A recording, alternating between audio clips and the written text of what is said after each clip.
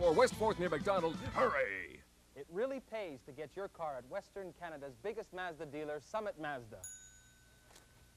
Nobody beats their deals on terrific cars like this gorgeous RX-7. To illustrate the point about saving money, every time you say Summit Mazda, $1 falls from the air, just like magic. Why don't you try saying it? Summit Mazda! It works! Just keep saying the name. SCTV, we're coming through for you.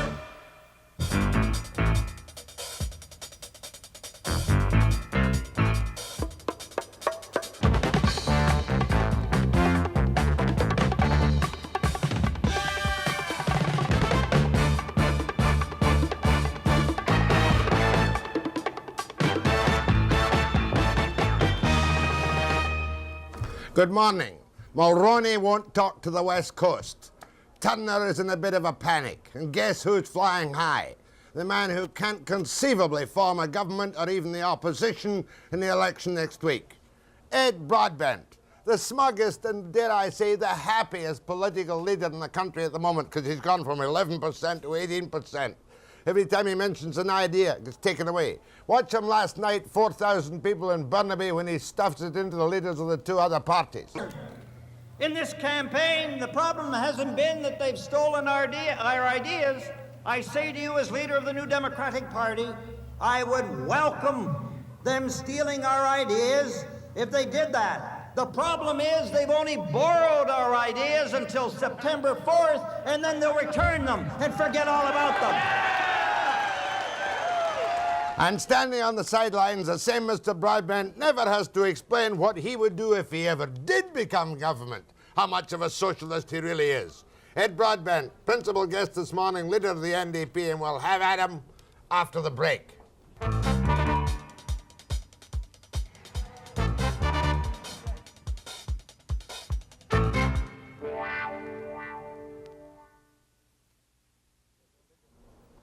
The NDP rally in Burnaby last night was the biggest political rally of this particular campaign, because people don't have rallies no more except the dedicated supporters of the NDP. Yeah, but we got more than the Tories had out at theirs. Is it not a fact, Mr. Broadbent, that while Mulroney is a let's pretend liberal, that you too are a let's pretend liberal in this campaign?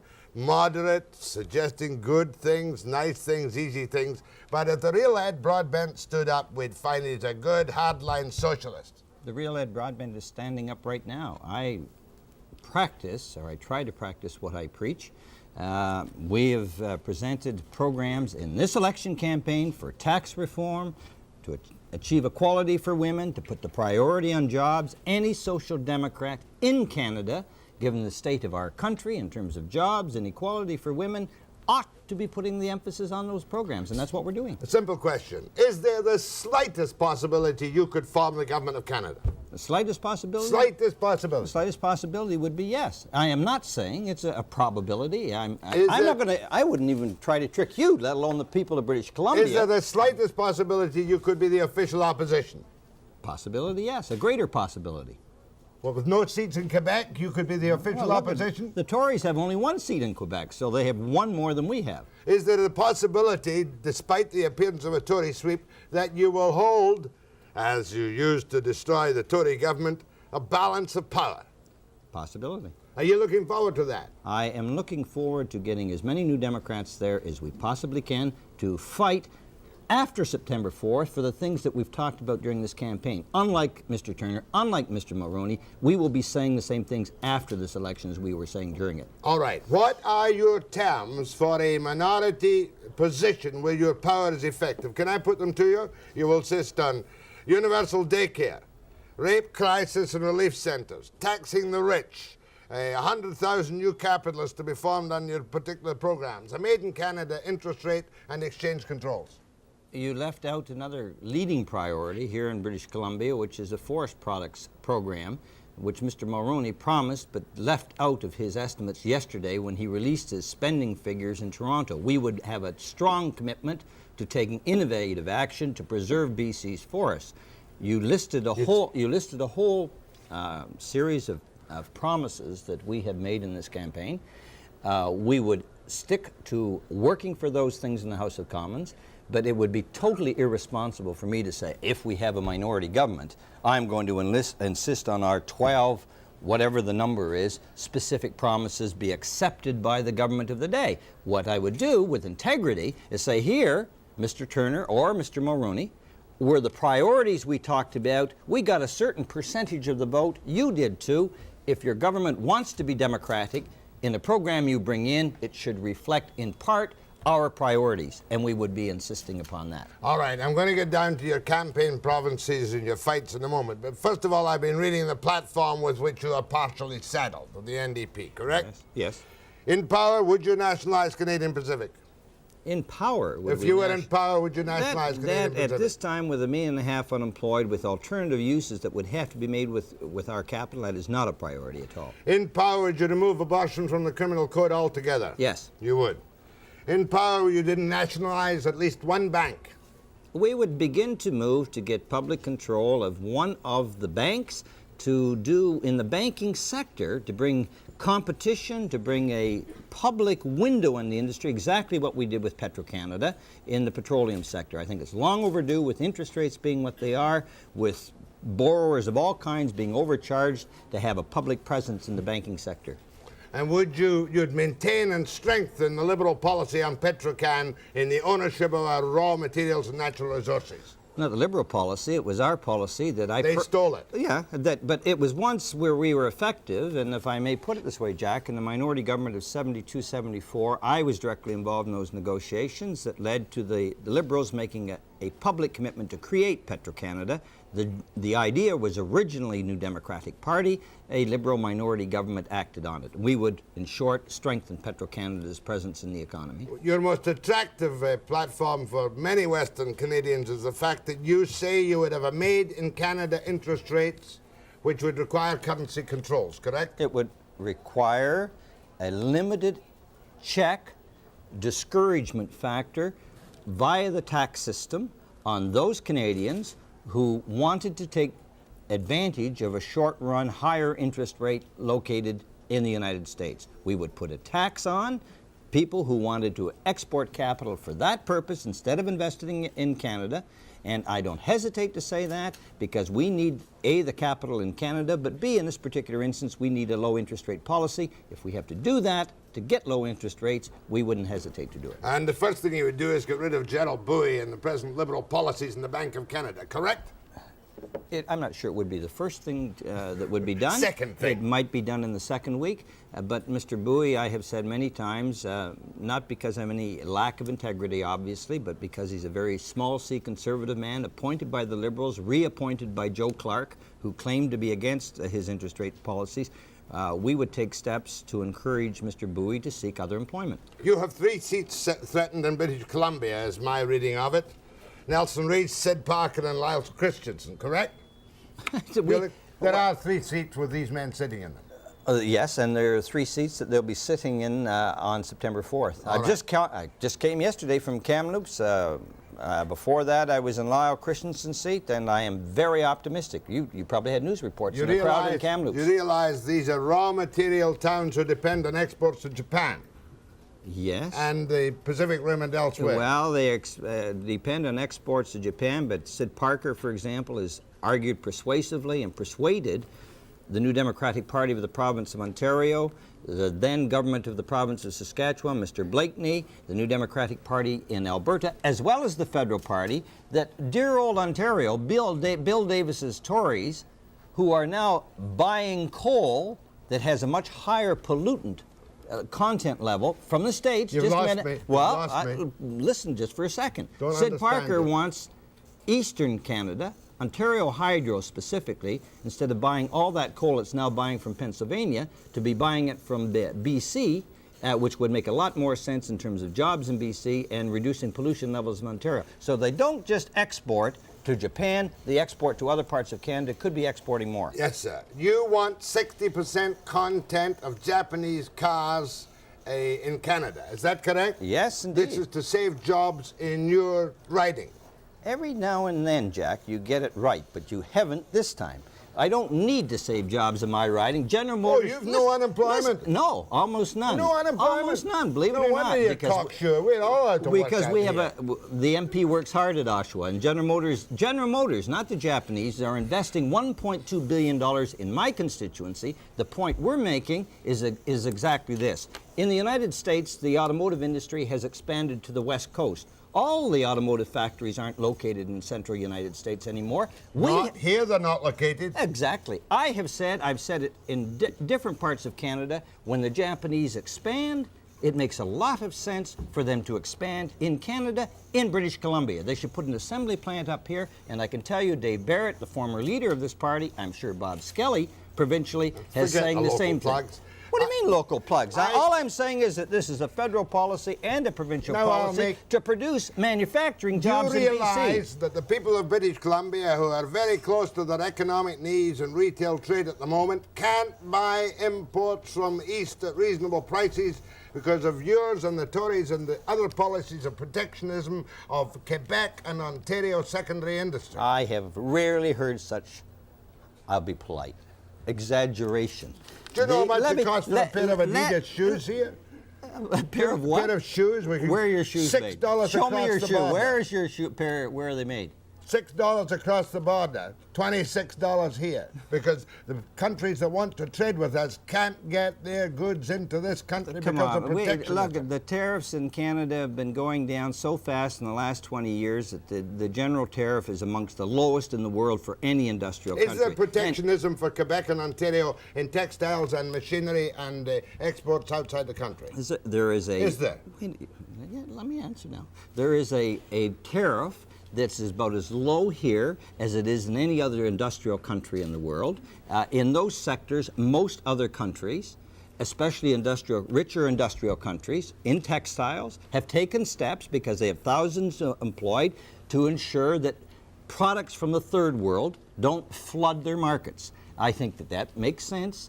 Just as I'm fighting for jobs, for example, for people in the forest products industry in this province, the only party, by the way, that is prepared in this election to put up money that's needed to protect 100,000 jobs that a forest product study said are going to disappear within the next 20 years from British Columbia. We are prepared to fight for jobs in British Columbia by constructive action.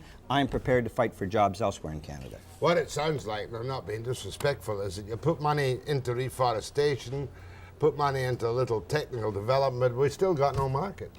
No, well, a number of things. Well, not only the reforestation that we have talked about, but in terms of the creation of a federal Department of Forestry, which I advocated, 2 or 3 years ago out here. Let me talk about the markets. Duplication? No, excuse me. We need a federal department that would have as one of its principal functions the going after of new markets. I met the Premier of China when he was here. I talked to him specifically about wood products, and he said to me, well, we don't hear much from Canada about the potential for sales. He expressed an interest. Now, if we did for the forest product sector, what we did years ago for the wheat sector of the Canadian economy, we created the Wheat Board. They went after world markets. We should do that nationally with a federal department that would look for new markets for wood products. Are you convinced? I'm not so sure. Anyway, we'll get back to let you bash Mulroney and Turner, and I'm going to have a bash at some of your people with you after the break.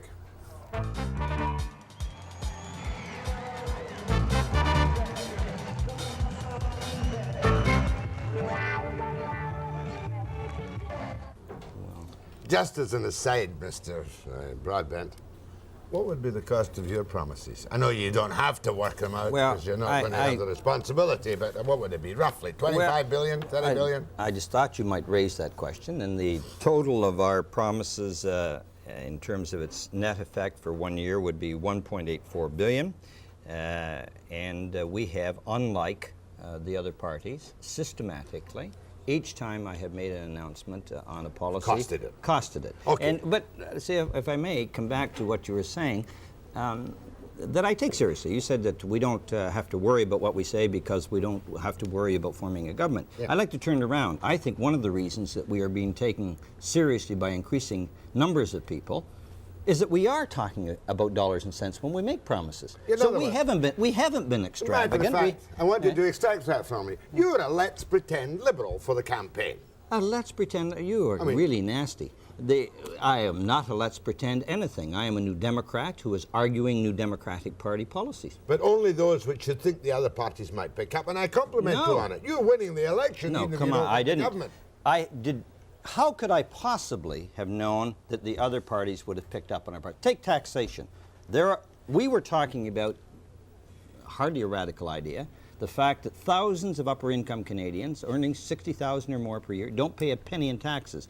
We were doing that in the spring. We did it in the debate. I did it in the debate with the other leaders. And suddenly, I hear from Mr. Mulroney, well, Ed, I think that's a very good idea. Now, Mr. Mulroney comes on for the first time. He's been in Parliament for over a year. He said not a word about upper-income people paying their fair share of taxes. Suddenly, because we're in the middle of an election campaign, Mr. Mulroney thinks it's a good idea.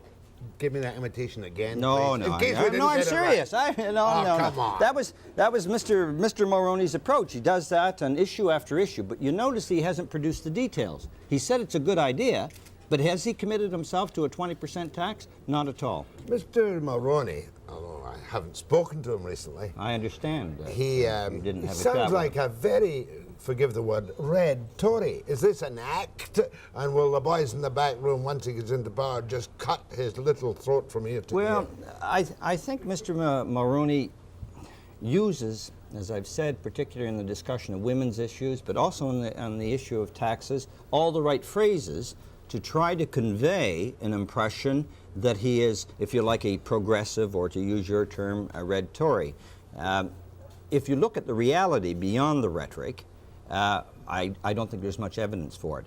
He's talked about, after I brought it up, on the issue of taxes, but he hasn't said what the level of tax would be for upper income. He hasn't said what money he would allocate for forestry. Again, I come back to that. He comes out here and he says to the people of British Columbia, and this is a serious issue in this province, I would, said Mr. Mulroney, take action on forestry. I looked at his figures yesterday. Nothing. So he says one thing, but when you look at the fine print, my strong belief is he doesn't deliver, because essentially Mr. Mulroney is a very small C conservative man.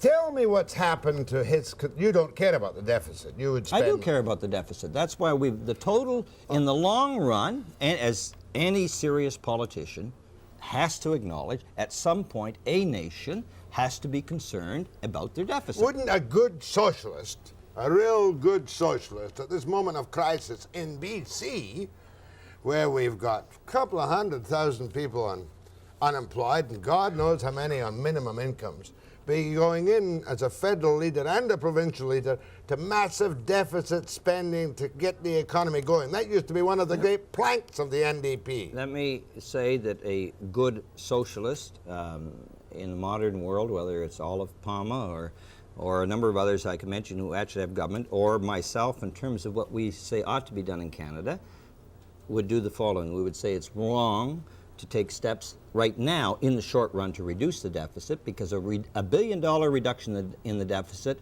removes 50,000 jobs from the economy. Secondly, we would say that spending that we want to take place to increase should be job-oriented. And 70 to 80% of all the spending that I have advocated in this election campaign is directly aimed at job creation. And we estimate somewhere between 250 and 350,000 additional jobs would result from this kind of spending. Now, we think that makes sense. Question. Mulroney gave his figures out yesterday. Yes. Will, in your considered opinion, he be required to do a Bill Bennett? And I don't care if the national guys don't understand this. Will he be required to do a Bill Bennett? Smile before the election. Happy days are here again, and then wham, cut services and fire civil servants by the gross. I haven't the slightest doubt that that is partly what he has in mind. He has said a couple of things. First of all, that Bill Bennett was moving in the right direction. He said that in British Columbia. Secondly, notice one of his schemes last night that was announced for saving money was sort of $760 million, I don't know how he got that figure, for more efficient management in government. That can be a code word for saying we're going to lay off people who are dealing with pensions. We're going to lay off people dealing with veterans' allowances, or civil servants and whatever, the fishery sectors. So I haven't any doubt that Mr. Mulroney either has to renege completely on a lot of his promises, or he's going to have social cutbacks exactly of the kind and principle that the people in British Columbia saw. Mr. Bennett went around saying the same phrases before the election in British Columbia that Mr. Mulroney has been using, and it's not accidental. 3 of Mr. Bennett's key members, 2 of his cabinet ministers, 1 advisor, were working for Mr. Mulroney's election campaign. Let's turn to the women's debate. Did you feel you were pandering to the special interest pressure group during the debate? No. Did you feel sorry for the man in Kamloops with a sick wife, 4 kids, no job for 2 years, can't pay his mortgages, not a word about the family unemployed in this country? No, I didn't. In that debate, we did deal with the same issue in the other debate. We dealt with it in terms of interest rate policy. We dealt with it in terms of corporate accountability. If corporations are going to get tax benefits, they ought to do something like invest to get them. We dealt with it in terms of our programs for the fishery, but the only jobs that you come up with now, really, and the Liberals are the same, grants, loans from the Tories, loans from the Liberals and grants from you. Are these not just phony LIP type grants? No, I mean that's what the public thinks. Well, let me tell you, the overriding emphasis is to change government policy in a way ultimately that will produce more jobs in the private sector. And you do that by keeping down interest rates. You do that by a corporate tax policy that says private corporations get a tax break. Keeping people in school? Keeping people in school. And who has cut back in post-secondary spending? It came as a recommendation from the Tories. It was implemented by the present federal government. Some $720 million have been removed from federal funds coming to the provinces over a 2-year period, precisely at a time when young people should spend more time in schools getting better training. I want to give me 1 sentence after the break on your new capitalists you're going to create, and then we'll get down to some British Columbia issues with a national flavour and the attitudes of some of your people after the break.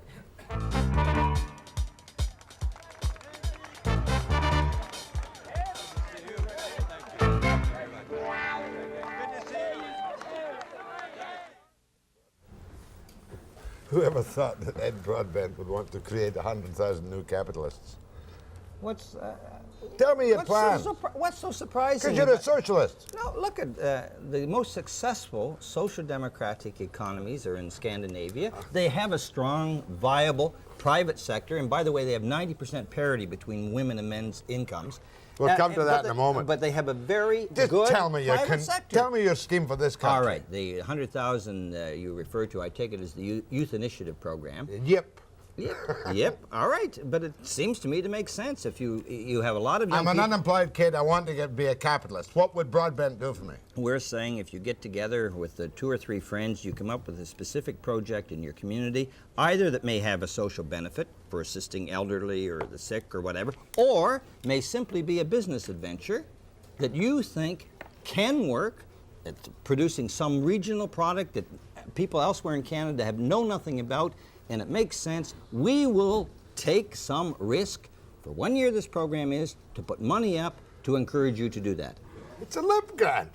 Do you remember the fun we had growing pot and whatnot with lip grants in the 60s here? Well, you speak for yourself. I mean, if you were growing pot, that's not acceptable. But I don't think the majority were used for that purposes, and nor do I think a government should approve such acts. If it happened in BC, I'll take your word for it. Advisors indulging in some of that material when they came out with this plan. It's a good plan. It's exactly like a lip grant. You know that. Well, wait a minute. Just because you have a label doesn't mean what's behind the label is bad. Now, some of the things that the old LIP program did were good. What we're going beyond that is simply saying not just social services, but productive enterprise that would produce a product. And I think it makes sense. Canada Council grants for everyone. Oh, not at all. Seriously now, we have a situation, let's put it this way. I'm accused of harassing and chasing one of your MPs. Who's a very... One, you just attacked a whole lot of them at the open of the program. Who's a bright kid. Yeah. John Turner, presently the Prime Minister, told me that he is in favor of the simple, common sense amendment of the Criminal Code on soliciting, to give the law power to take disease, pests, and I use my words carefully because that's what happened in the West End, off the street.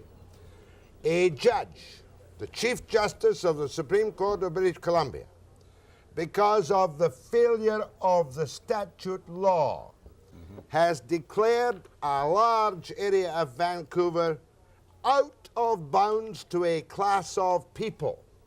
And if they enter that area, they can be jailed for contempt. He did it with great consideration and I'm sure some considerable regret.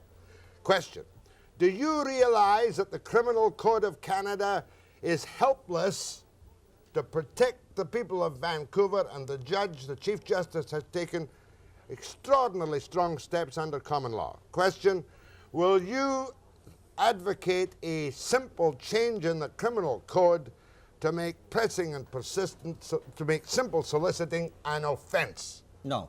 Of customers as well? No, because I don't think a complex problem, social problem, that has been with this nation, has been with mankind since before Christ, can be dealt with Next question. All right, by a simple change in the criminal code. Well, let me just finish. I've had the answer so often Well, before. it happens to be the case. Because if you put people in jail, they go into jail for a while, they come back out, and you still have the problem. And of course, in this particular instance, What about the greater good of the greater number? I want to come to the concern for the community, because I think that You has don't to care be about the community. I care very much about Women's groups don't want anything to affect what they regard as the freedom of women, regardless of the I'm offenses. sorry, Jack. Some women, there are women's groups on both sides of this issue, and I don't care what the groups themselves stand for. I care what I believe in and my party believes That's in. what I want to know. All right, and what is But it? not history, sir, with Not respect. history. All right, not history. What? But let me talk about the community problem, because it is a real problem. Men and women have the right to live in a part of Vancouver or Toronto or Halifax without being harassed, without having the kind of social problem that exists. So in terms of prostitutes now that do create a social problem in certain parts of town, I want to know why the police haven't enforced existing laws about noise, existing laws about violence, existing laws about beatings, existing laws about indecent acts. We already have laws for those things. If those laws are being violated and broken, then the prostitutes should be dealt with in terms of those laws, and the community, men and women, especially older women or younger women and children, ought to have the right to grow up in a community without the kind of social nuisance, if it violates any of these laws, that prostitutes could create. Sir, you obviously have been poorly briefed about the situation in Vancouver. I don't think so at all. But I have some concern about community rights and individual rights. There are decisions of the court which make it impossible in the main for the police to enforce the criminal code. I'm sorry, Why did the Chief Justice therefore say statute law has failed, I apply common law because of this disgusting situation in the West End? Well, I can't, and I Haven't say you- it seriously, I haven't can't you- read the judge's mind, but I come back But to you you. can read his report. Well, I can't read his mind, and I come back to what my information is, that the existing laws, as they pertain to beatings, noise, indecent acts, could be enforced, and if they were enforced, that would go a long way to ensuring that the communities have a sort of All right, civilized sir. atmosphere. I'll take you away from that particular defensive position and ask you this simple question.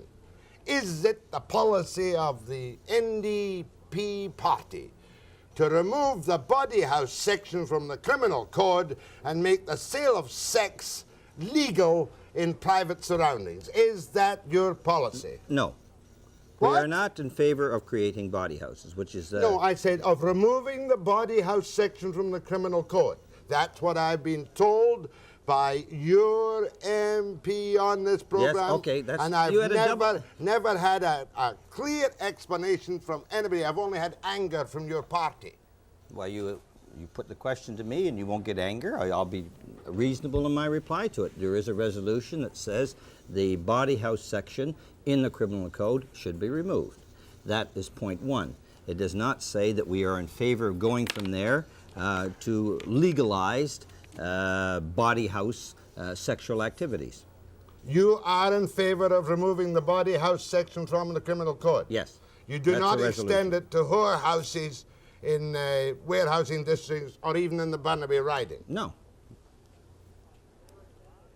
So that's it. that's it. You are in favour of taking the body house section out of the criminal code, and it's up to observers to say that would create the sale of sex in private homes. No, well, that would remain a legal question. They're very different. I'm not a lawyer, and I don't think you're a lawyer either. But I do know that we're taking something Pretty out of... close on this subject. Well, I won't get personal, but taking out provisions from the criminal code is one thing. Whatever follows from that is quite another. And I want to be very clear that my party does not pretend on this question to have the ideal answer.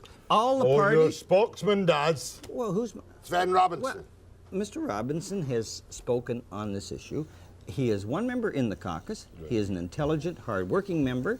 But we have a party position, and all I'm saying to you, Jack, is we don't have a magic solution to all of our social We'll problems. finish with this quite shortly, but I want you to read, please, Mr. Chief Justice McKechnie's judgment and the material filed, which created this incredible area where, in effect, these people become outlaws.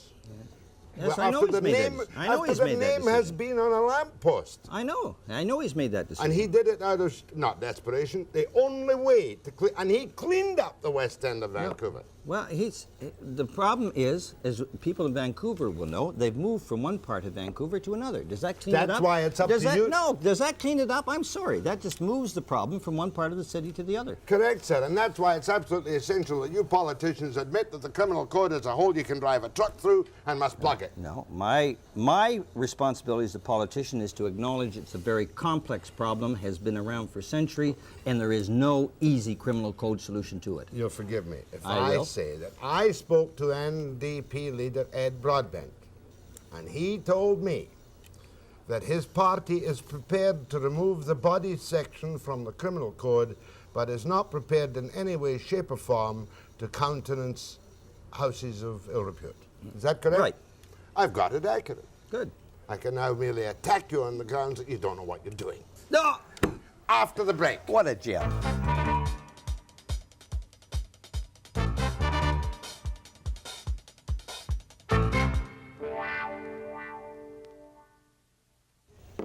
Women's issues, sir. For the benefit of your myriad of supporters who are now confident you will hold all your seats in the House of Commons, as you are, Yes?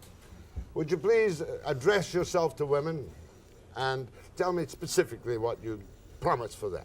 Well, Universal daycare?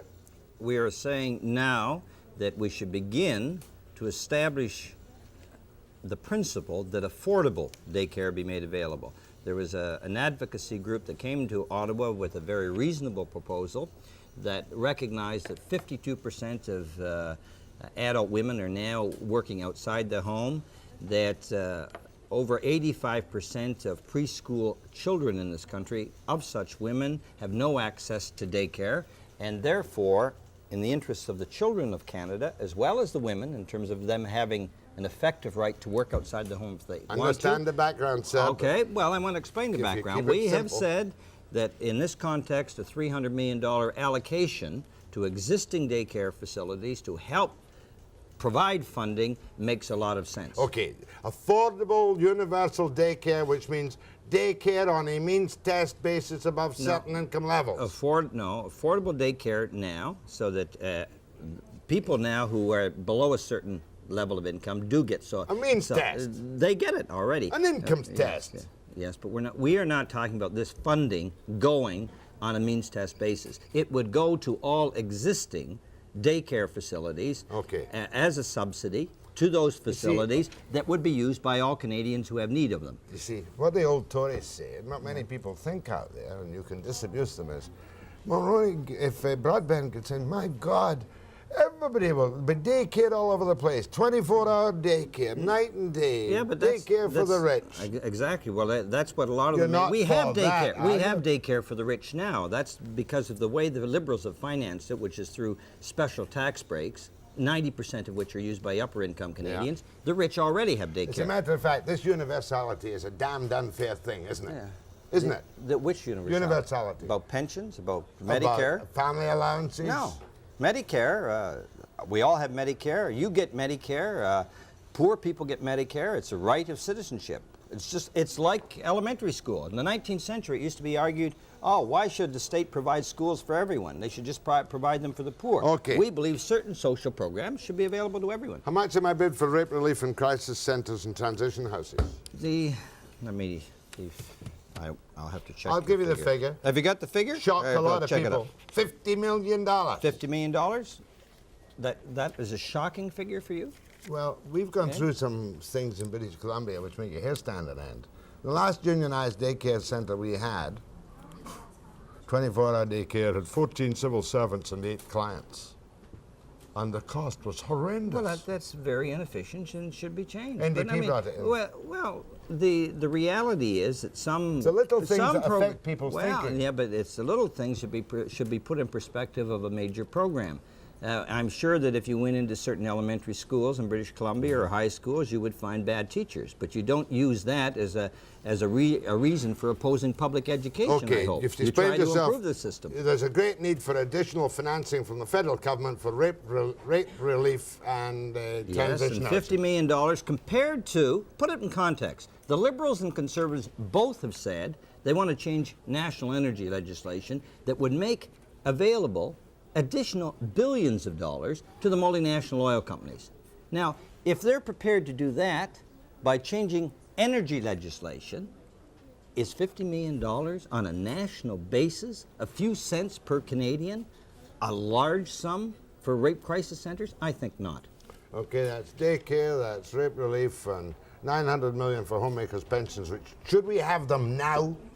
Homemakers' pensions? Should we have, the program that we're talking about is a program that would be phased in starting in this year, that would see a possibility for homemakers, for women who are Have working. Tudner and Mulroney both firmly promised that? Yes, indeed, they have. Both firmly? Yes. Has he got the $900 million in his 4 No, Mr. Mulroney, as I recall now, and his list of items did not include the dollars that would be required to provide that. All right, now, you're all for quotas for women. I understand there was a quota in the federal civil service on the language problem. No, we didn't say we're for. Where'd you say we were for? Remember quotas? the 27% when the French Canadians had no position in the federal government? Yes. A level was set, I think, of 27%, correct? Well, I haven't said quotas for That positions. was in French language positions. I haven't said quotas for women. I have said, for You example... want quotas for women? No, I have said in the job sector, for example, because 42%, the labor force is made up 42% of women. If we really care about women, especially having chances to get out of traditional job ghettos, job training funds ought to be allocated on that basis so that the women making up 42% of the labor force get 42% So of the retraining funds. 42% of all retraining funds should go specifically to women? Yes, because they make up that percentage of the labor force. Similarly, job creation, specific job creation projects of the federal government. Wouldn't it be fairer to allocate it to unskilled, unemployed, regardless of male or female? No, I think it should be done on a percentage basis. If women make up 42%, the only way we're going to get some justice is to start saying they have to be treated, especially on the retraining basis, on the basis of equity. And that Isn't means there a lot of recognize their percentage. tokenism in this? Why is there tokenism? Well, I gather that... Well, why is doing something about women tokenism, but doing something about multinational corporations, which the Liberals and Tories are quite happy to do, not tokenism? I think it's serious. Rip off all the corporate taxes you can as you want, as long as the economy can survive it. Yes. I'm merely saying that the problem of jobless can't be split into percentages in this province today. No. We've got towns where only teachers and civil servants and firemen and policemen are working. Absolutely, and that's why we have proposed other broad national programs for job creation, like low interest rates, like a program for the forestry sector, like corporate accountability for investment that would affect men and women. I am talking about the percentages in retraining programs only here. Well, that's good. I think even because apprenticeship and retraining up to now has been a convoluted mismatch of up between Canada Manpower and provincial authorities and the union. In which women haven't had a fair share. Richard Gwynn, Ottawa, didn't used to work for Eric Cadence or something? Oh, no, you Richard shouldn't Gwynn. slander people I'm like not that. Working for I'm Liberals? trying to identify him. I know. Broadbent's promises. Some of the sillier of his policies, such as that banks should be required by law to advance loans equally to men and women. Did you suggest that? No, and I think that's one of the sillier columns. I never advocated it, and to the Globe and Mail's credit, stupid. they printed a public apology because they said in one of their news stories or one of their editorials that I had, I didn't at all. They printed a correction. Maybe Richard Gwynn will do the same thing. Well, I was almost I think taken it's a silly idea. Of course it is. Sure. Because banks, until you nationalize them, will loan to people with security, whether they've got 3 heads, 2 heads, male or female. I hate to trouble you with the facts, but we haven't talked about nationalizing all the banks. Isn't that one of your resolutions? No, of the it's party? not. One bank? Yeah. Yes. Well, that's a little different, isn't it? I mean, if you look at Switzerland, if you look at France, if you look at half the countries in the world, they have either a majority or a major part of their banking sector in the public sector. You have run, by happenstance or design, by far the best campaign of any leader, Mr. Broadbent. You don't Thank feel you. at all hypocritical about your campaign. I don't feel hypocritical, no. Will you take some calls from ordinary people? I'd be nice to talk to an ordinary person. Which Mulroney wouldn't do? A normal, civilized person in British Columbia, I'd like to talk to. You accused me of smoking pot. You almost brought me into a house of ill repute, and I haven't even leaned across and belted Justice, you. I just love to reverse the tables. I deserve it sometimes. After the break.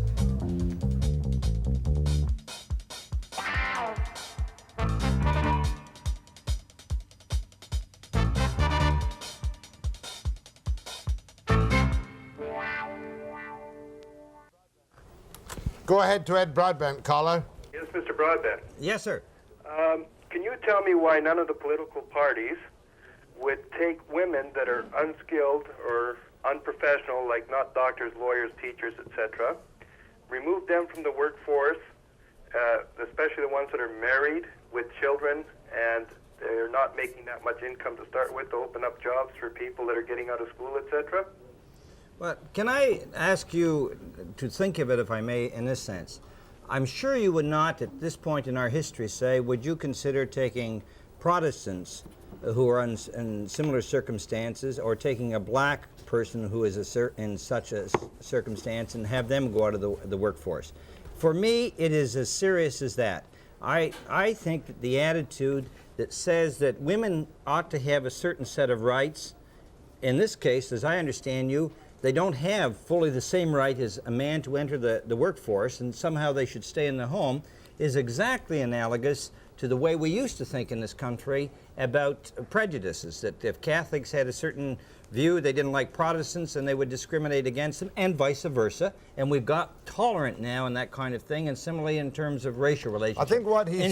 In short, I don't agree, sir. I think that the woman's right has to be fully equal to the man, and that means either to stay in the home or to enter into the job market outside the home. One word from you, caller. Yes.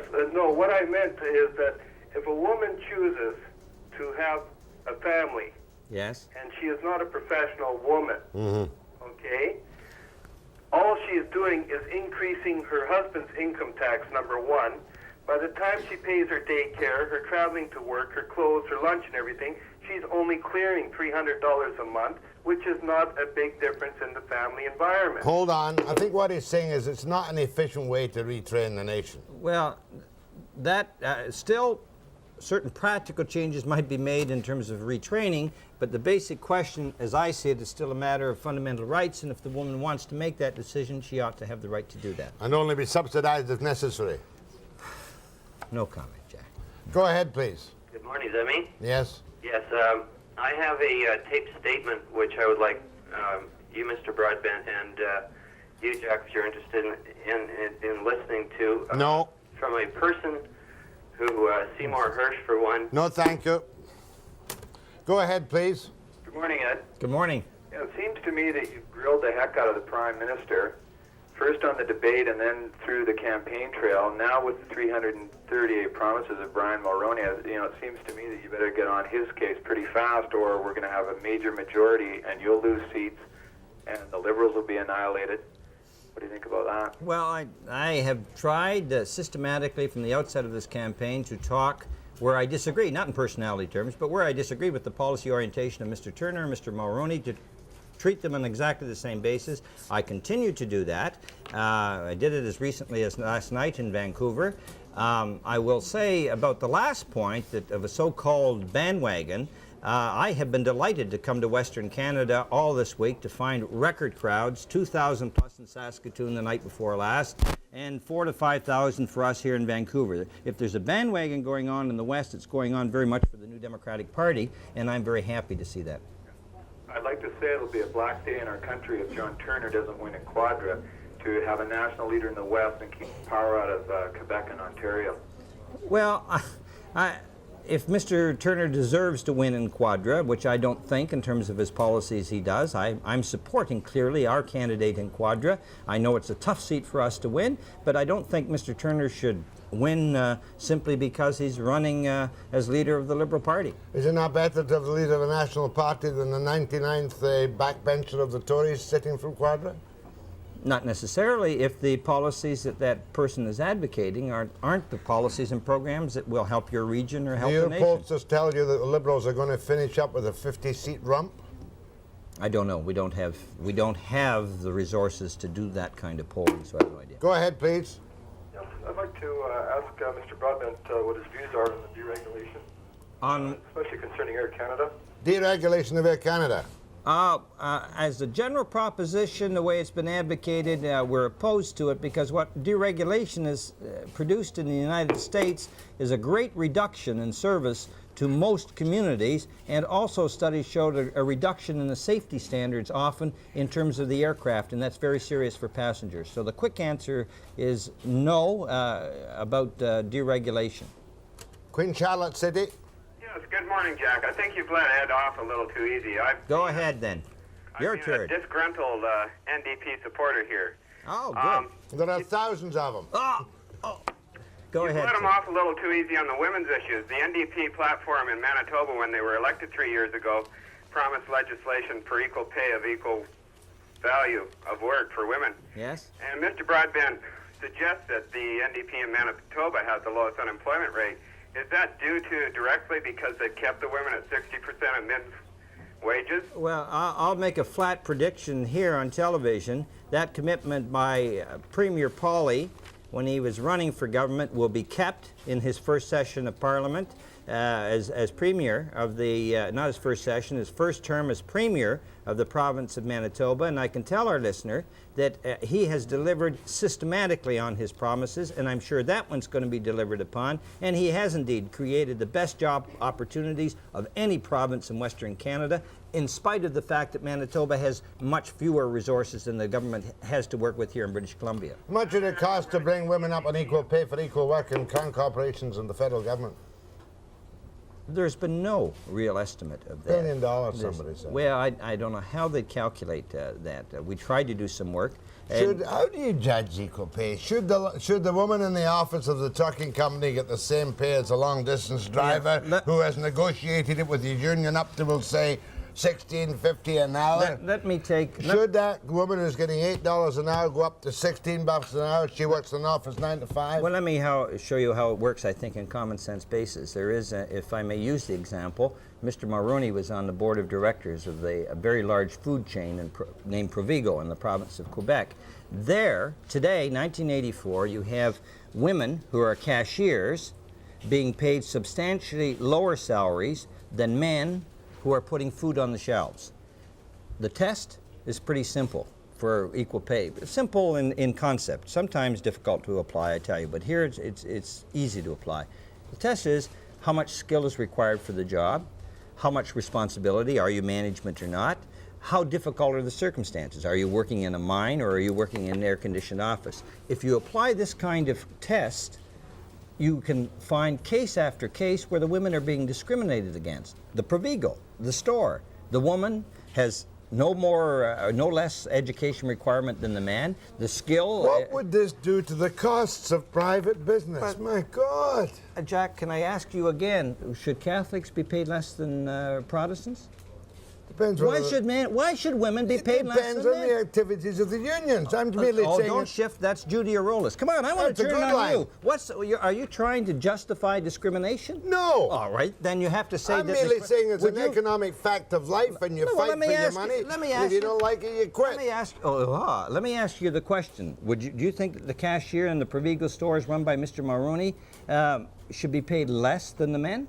No, in any good union Well, then you place agree like with me. Britain- Then you No, agree. no. Then that's an Should it be example of arbitrarily? discrimination. Should it be arbitrarily set by the government? You will pay the No. cashier in the No. Proviga store $18 an hour. I'll tell you how it should be dealt with. We have that legislation. In has other been- words, you'd take over the wage levels in private business. No, That's I what would you not. would do. I would not do that. We have legislation on the books. It's been there since 1978, and what we want is this kind of criteria applied within federal jurisdictional authority. We have labor code regulations for safety. Sure we have. Why can't we have labor code regulations to remove discrimination against women? It's not that Let me complicated. put it the other capitalist way. Supposing the guy on the shelf is getting too much money, wouldn't it be better to bring him down to the level of the cashier if that's what the job is worth, than to bring the cashier up? I'm talking from a businessman's point of view. Well, you may be talking about from a businessman's point of view, but I'm trying to talk about You it from are- a national point of That's view. right. What kind of society we're trying to create. All I'm saying is we have Magic to wand. work, not magic wand at all. The only way we get progress is by fighting incremental, day by day, to get little changes. If we can afford it. If we can afford it. I thought this If- country was on its knees financially. It's not on its knees financially. It's in some difficulty because of liberal mismanagement, but we've got very good And profit, because of world trade, let's face it. in part And because... because of antiquated equipment, and because of incompetent capitalists, and because of American... Now you're getting neglect. close, yeah. Well, of course Yeah. I am. So we need more can't- hustling, we need more entrepreneurship, we and you need... can't fix it with a statute law. What? I talked about shifting ground. We were talking, I thought, about the principle of equal pay for work of equal value, and we've shifted all the way across the board to the problems There's of the one Canadian quick economy. thing. Which would you like to discuss? The if problems you- of the Canadian economy or the principle of equal pay for work of equal They're value? integrated and tied together entirely. One is a small part of a much But if broader you're question. in power, you will say arbitrarily that in federal and crown corporations, any inequalities in pay between men and women or people will go straight up to the highest level. Inequalities that are based on difference in responsibility, they are justified. Inequalities that are based on differences in formal Arbitrarily training, broad. they are justified. But inequalities based on differences in sex are not justified, and we must change that. In other words, a strong guy who can lift a 50-pound weight doesn't get paid extra for his brute muscle. Yeah. Never mind. Yeah, I've lost interest in it. I have not. I'm getting exasperated with you. I haven't lost interest I in just it. wanted to make it quite clear, though, that in the federal government, it'll be equal pay for work of equal value, no matter what it costs. No matter what it costs. We can't Yes. afford, let me put it this way, we can't afford to discriminate against women. Mr. Broadbent, give me another imitation of Mulroney before you go. Come on, I never thought of you as a stand-up comic before. Well, Jack, you know I wouldn't want to do that. We need a civilized and reasonable solution to this problem, and I'll deliver. Thank you very much, Mr. Mulroney. Mr. Broadbent, who has stolen the campaign from the nervous Turner and the smooth, charming, sealed lips Mulroney. My thanks to Ed Broadbent. It's been a pleasure. I can be nice to you because you've never been Because I'm in power going anyway. now. Yeah. Yeah, right. After the break. Free for all.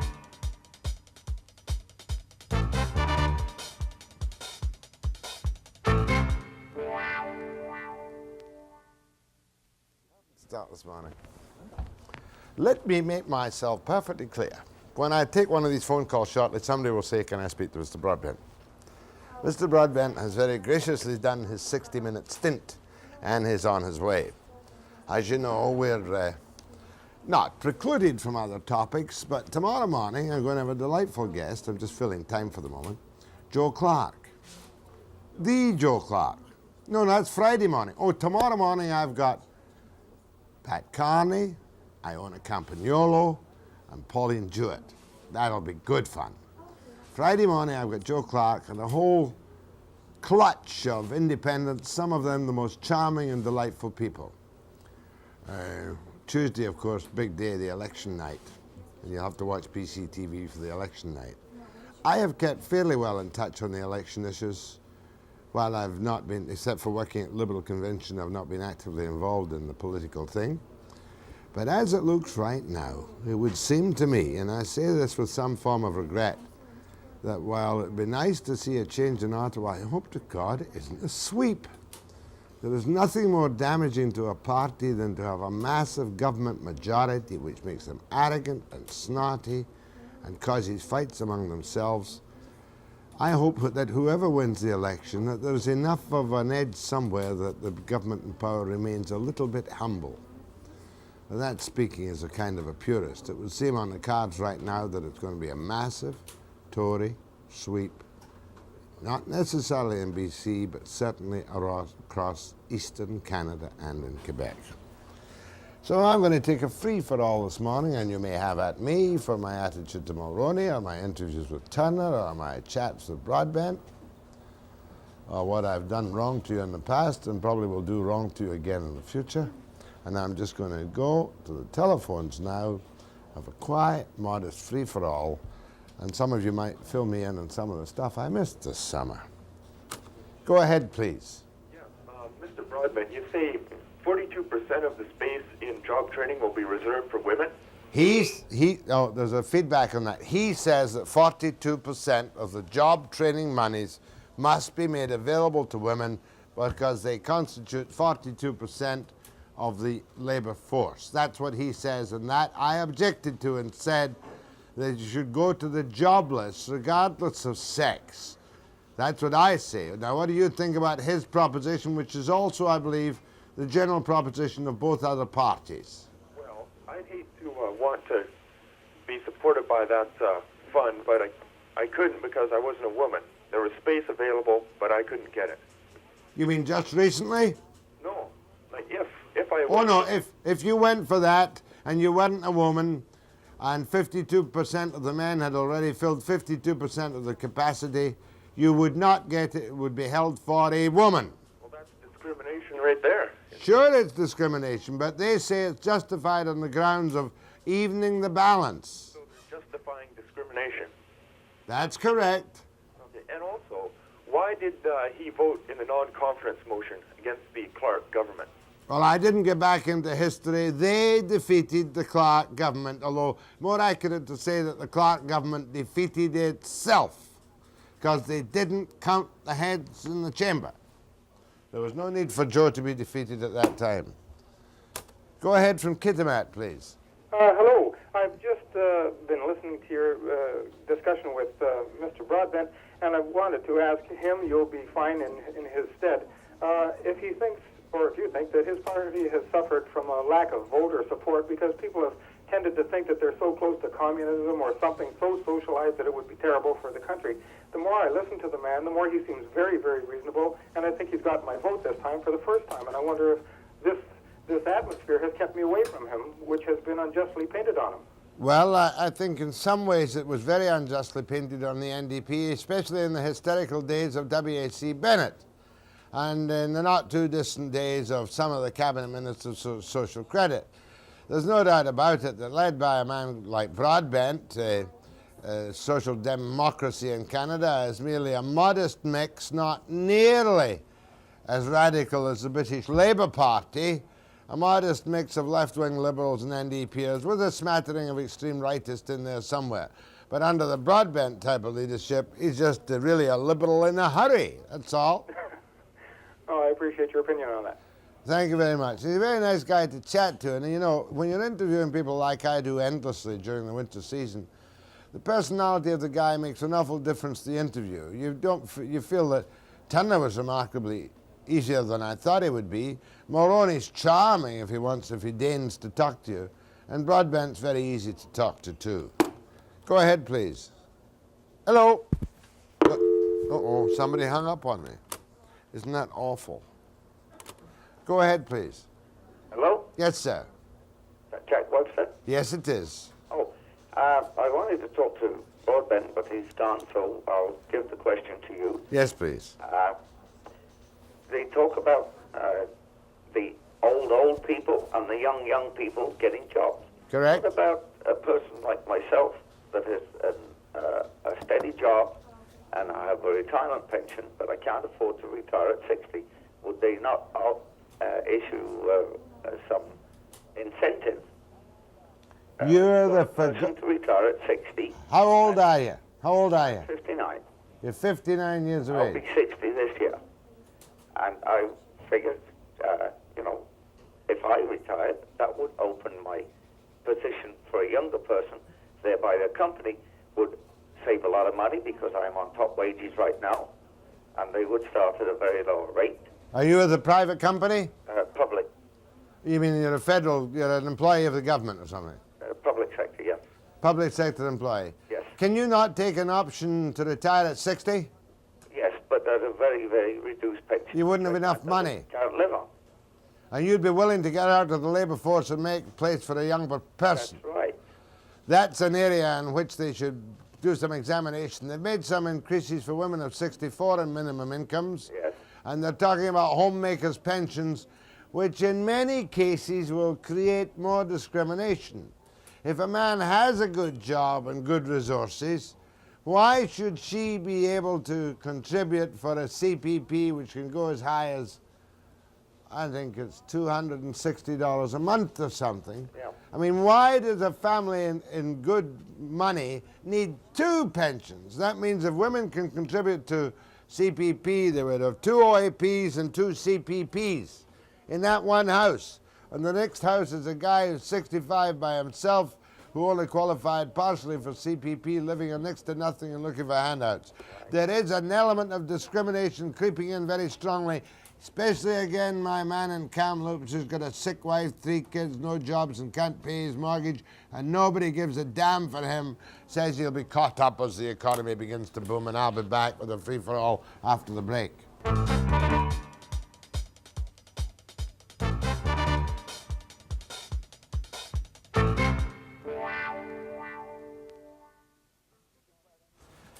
As most of you know, I asked the question of John Turner, currently the Prime Minister, and I said to John Turner, Prime Minister, if Portugal does not accept Mackesy, will you give him another job? Will he get another job from the Liberals? And Prime Minister Turner said, with a very stern voice, not from me, sir. Now, I am always consumed with repertorial interest. So I have on the telephone, and I'm not following the Mackesy story, I merely want to find out something about diplomatic privileges for accredited ambassadors in Portugal, while they're there and when they retire. And on the telephone I have Senor Jose Cabral, the first secretary of the Portuguese Embassy in Ottawa. Good morning, Senor. Good morning. Very nice of you to take my call. And just because I've just been interviewing Broadbent this morning and I'm filling time for the rest of my program, and I wanted to ask you, what are the privileges given to an accredited diplomat, an ambassador from whatever country, if he receives an appointment in Portugal? Well, they're exactly, to sum up, exactly the same privileges and immunities that any foreign diplomat receives in Canada. These privileges and immunities are ruled by international law, namely the Vienna Convention, and it is basically, and in a very general way, an immunity of jurisdiction and certain fiscal immunities. In other words, as we know in this country too, you can't get nicked for a parking ticket. Oh. I mean, that's the one they're always fussing about in Ottawa. And of course, you have tax exemptions on all your imported goods, would you not? Yes, we do, as any Canadian diplomat in Portugal or anywhere else in the world. That's correct. And you don't, you have your diplomatic license plates, of course. Yes. And you don't pay any Portuguese or taxes of the country to which you are accredited. No, I don't pay any taxes in Canada. I pay my taxes as a civil servant in Portugal. That's right, but I mean, Canadian diplomats in Portugal pay their Canadian taxes, but they don't pay... No taxes to the Portuguese government, yes. What if I choose to retire in Portugal after my service as an ambassador? Do I have any specially... I didn't know you were thinking of joining the career. Or I'm afraid I've blotted my copybook and I'm not regarded as a diplomatic type person. But with you, sir... With you, sir, I'm being exceedingly diplomatic and straightforward. If I retire after serving as Canada's ambassador to Portugal, can I live totally tax-free in Portugal? I'm afraid you can't. Oh. Oh, in other words, if I... Okay, I'll give you a very quick idea of what happens, and it's exclusively a courtesy which the Portuguese authorities extend to foreign diplomats that served in Portugal and want to retire in Portugal. Uh-huh. And they're mainly courtesy measures. Another thing, important fact, is this is not a general matter, so it doesn't mean that anyone that served in Portugal as a diplomat, once he retires there, is entitled automatically to it. It's decided case by case by the Portuguese authorities. And the courtesy aspects of it are you're entitled to your title, to your courtesy title. If you're an ambassador in Portugal, after you retire in Portugal, people will still call you Mr. Ambassador, but it's purely out of courtesy. You're entitled to your diplomatic license plates in your car, which give you certain, I wouldn't say privileges, but certain... recognition. Recognition. Parking lot somewhere where it's reserved for diplomatic and park there. And you're entitled also to import certain goods free of tax. And when I say certain goods, I mean basically liquor, wines, and cigarettes. These are all good diplomatic essential services for the sustenance of life. Oh, well, for any other citizen, I should suppose. Well, that's good, because I had heard something that a diplomat, once he retired in Portugal, didn't have to pay taxes to Portugal. That is not correct. No, that is not correct, no. Senator Cabral, I used to holiday in Portugal and play golf at Estoril. Well, you must come again often. And live at that wonderful hotel on the point at Cascais called, sticking out over the water, called the Albatross. Yes, there's an Albatross, yes. Give the golf courses my regards. See you in Portugal sometime, and thank you very much. So. Thank you for being so helpful. You're very welcome. Bye-bye, Mr. Webster. Bye-bye, sir. Bye-bye. That was interesting. Just as a matter of interest. How many segments have I got to go? How many segments? Oh, good. Got lots of time for calls. Excellent. Go ahead, please. Yes, Jack. It seems to me that virtually every issue always boils down to money. Yes. And I find it going to, say, a court where a big company or a millionaire would get a fine and a person on welfare would get the same fine. That's very unequal. It is. And the one thing I would like to point out is that the one violent act that Jesus did in the Bible was to throw moneylenders out of the temple. And I'd like to declare the whole country, the whole universe, a temple. Well, I wish you luck, sir. I suspect you may have some difficulties in your dedicated objective. Go ahead, please.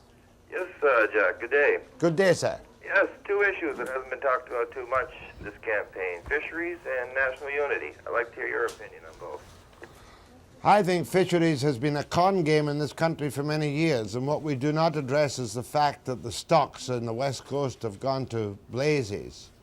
And there must be controls on fishing, and I will strongly object if any of the free enterprise fishermen are bought out at the expense of the taxpayers in the next buyback programs. What about give the fisheries back to the provinces? Oh, God, no. No? I mean, you're the one talking about national unity. You give everything back to the provinces and you'll never have a country. No, no, no, no. I'm a nationalist to that extent, although, you know, it's a question of what you're going to keep and what you're going to give. Fisheries apply to all the nation. Food applies to all the nation. It's got to stay in national hands. More calls to Webster. In case you've forgotten my name, you spell it W-E-B-S-T-E-R after the break.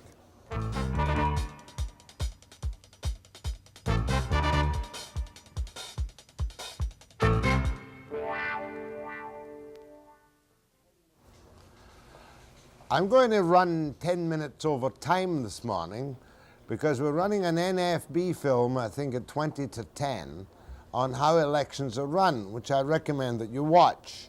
So I'm going to fill the extra 10 minutes with your help and courtesy on a free-for-all.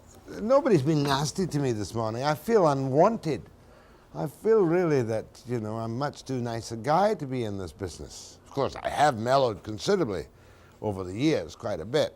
Except when I talk about whorehouses with NDP people and when I run into some conservative officials in this province. Other than that, I am mellow. I wouldn't say boo to a goose.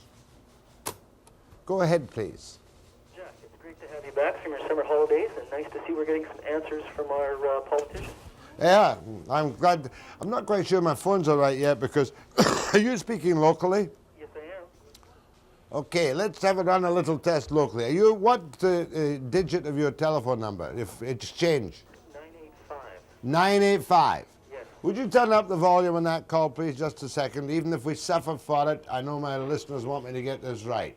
Okay, turn up my phone or? No, you speak in a good, clear voice. Okay.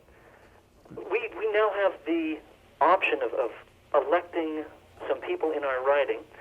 We have a number of different choices we can make, but which do you vote for? Do you vote for the party, or do you vote for the person? And some things you've been talking about as well. The second part of my question would be, well, how do they feel about Senate reform, and what's going to change things once they're in? How are we going to make sure that power doesn't remain in the East? Brian hasn't come out to talk to you yet. What do you think about those topics?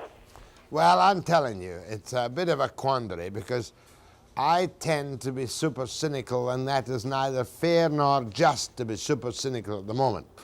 My biggest fear is that I want to see, let's be fair, because who cares?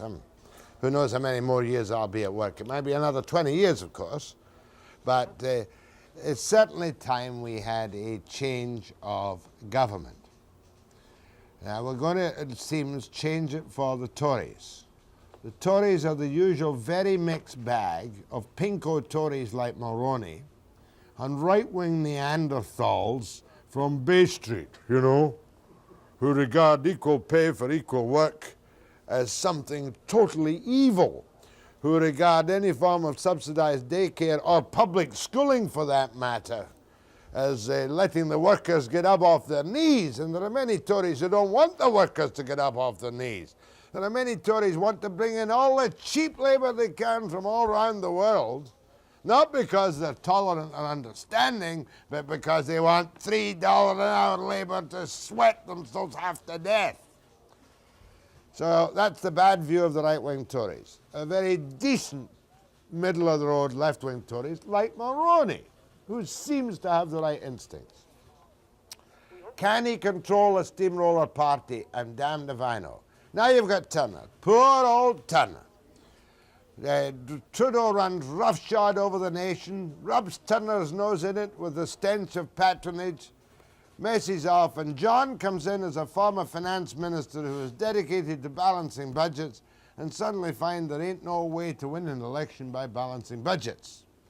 So he has to become a Trudeau-style Tory in terms of listening to the left-wing consultants of the Labour Party. So here is John, who was principally concerned with the deficit, going to set things right for Bay Street, suddenly finds that he must cater to the needs of ordinary Canadians. Caring is sharing and all that jazz. So, but they don't, some of the Liberals, I mean, we had to get rid of some of these Liberals, there's no doubt about it. Then you get the NDP. Now what is the NDP? When you go to the NDP conventions, you might think at times that you're ready for New Moscow. Nothing could be further from the truth. The NDP under Broadbent's leadership is a mixed, free enterprise, socialized economy in the slowest possible way, and I think it can best be said that Broadbent is a left-wing liberal in a hurry.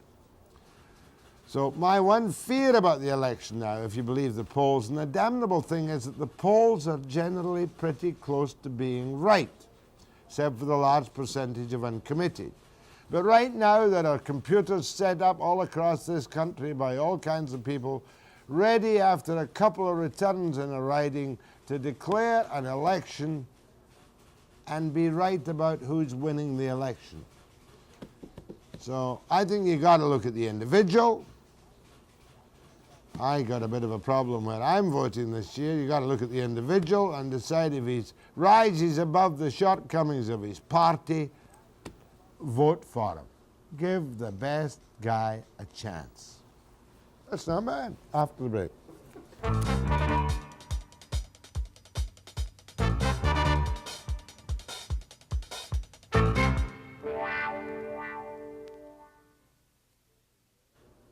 I knew it would happen.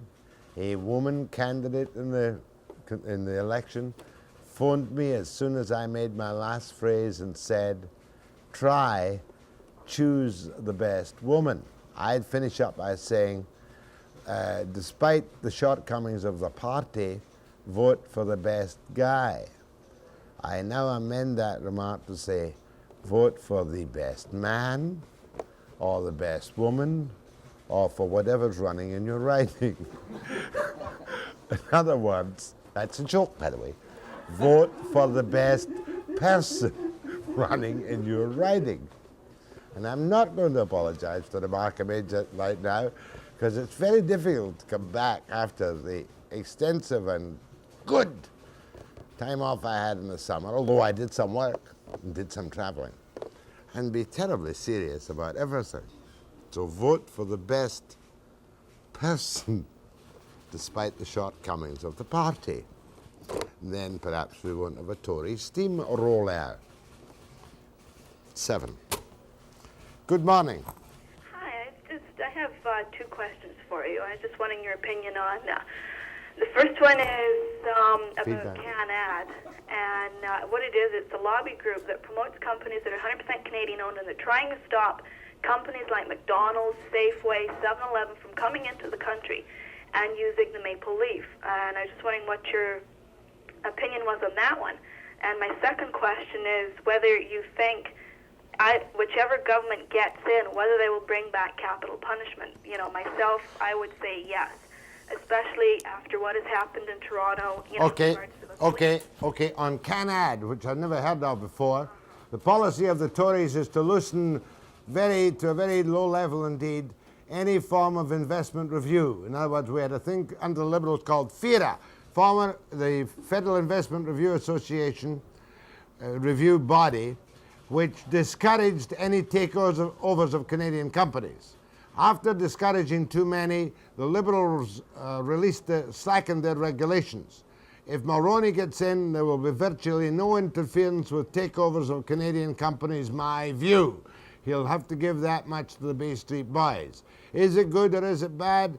I don't think it really matters who owns much of that kind of thing in the country, providing your parliament retains the right to take it back if it wants to. Second question on capital punishment. Mulroney has promised to me a year ago when he was talking to me a free vote on capital punishment. If there is a free vote on capital punishment in the House of Commons, I predict that the majority of the House of Commons will, regardless, vote not to bring back the rope.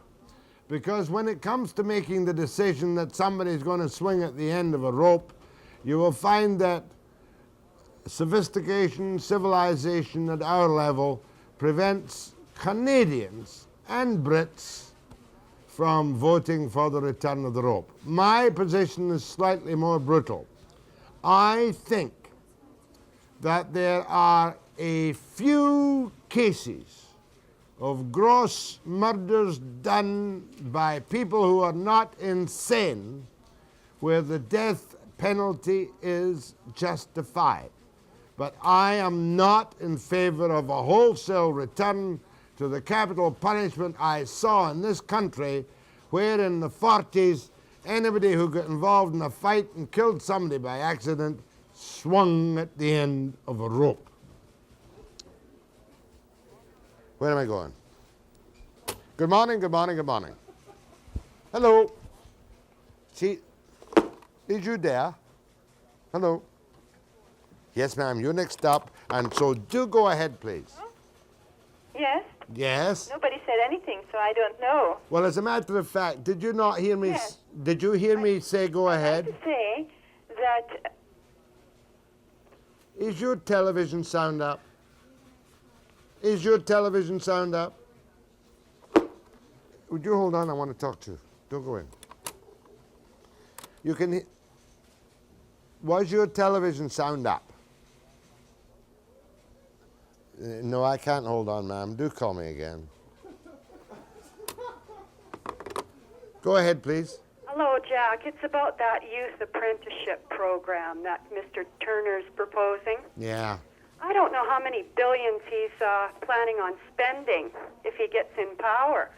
But don't you think that the money should be spent to teach our young people how to properly apply for a job, how to fill out a resume, okay, an application form, how to dress properly? Sure. I've only got 15 seconds. I believe any monies available should be applied to improving the education system with specific reference to job training, keep them in school, and be able to apply, read and write properly, and apply for a job. Otherwise, lip grants, I think, are a waste of money and a snare and a delusion, and I'll be back after the break.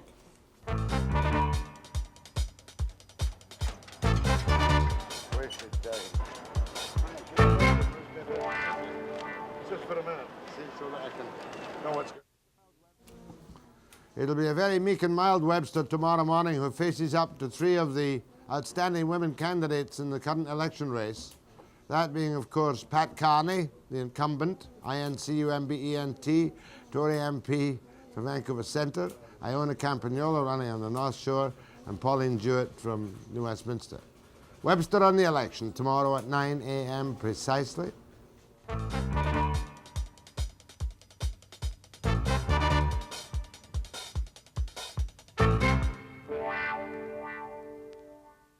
Yes, please.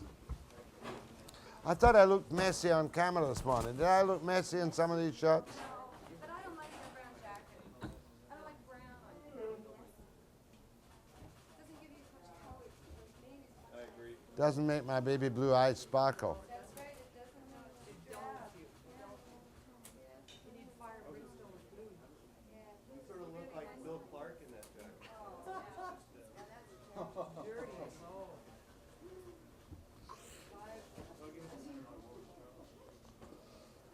Could you possibly give me a fresh cup of that coffee over there, love? And can I have one Webster cup to take home? That's that one there. Well, that's the newspaper guy. The newspaper guys.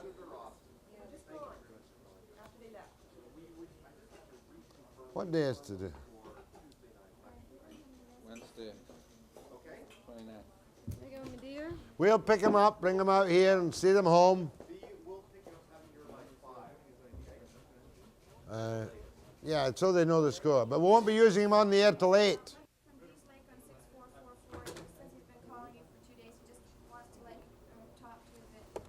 You want to hold on for a second? Are you calling from Dees Lake? How are you? Wait, I've just got to do a couple of things and I'll be right with you. Don't go away, hold on. I'm a busy little beaver. Don't go away. Okay, let's go ahead with this.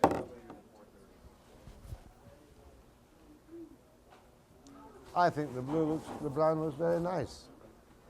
I hate that shirt. I love it. Horizontal stripe. Ed Broadbent on Webster on Check at midnight.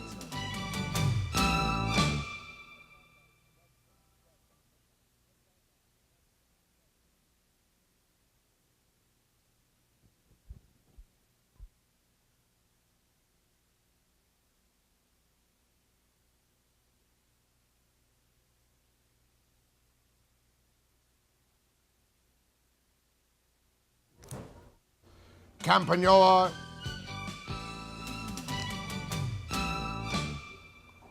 Campagnola, Carney, and Jewett. Okay. 10 seconds. Iona Campagnola, Pat Carney, and Pauline Jewett. 9 a.m. precisely.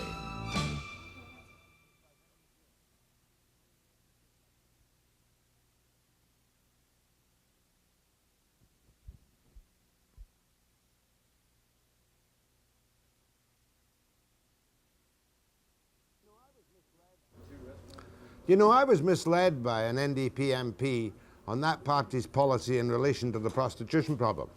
He told me they want to wipe out the body house section of the criminal code and have official brothels in certain areas. Ed Broadbent, leader of the NDP, set me straight. Yes, it is correct. They want to wipe out the body house section of the criminal code, but they don't want any houses of ill repute. That's where Ed and I part company. Take away the body house section of the criminal code and you would have, anywhere you wanted, houses of ill repute in Vancouver, and that ain't good. But I'll tell you this, talking to Broadbent is quite a pleasure. He hasn't got a hope of being elected, but at least he's frank and straightforward. I'll be on the election trail tomorrow again with 3 women at 9 a.m. precisely.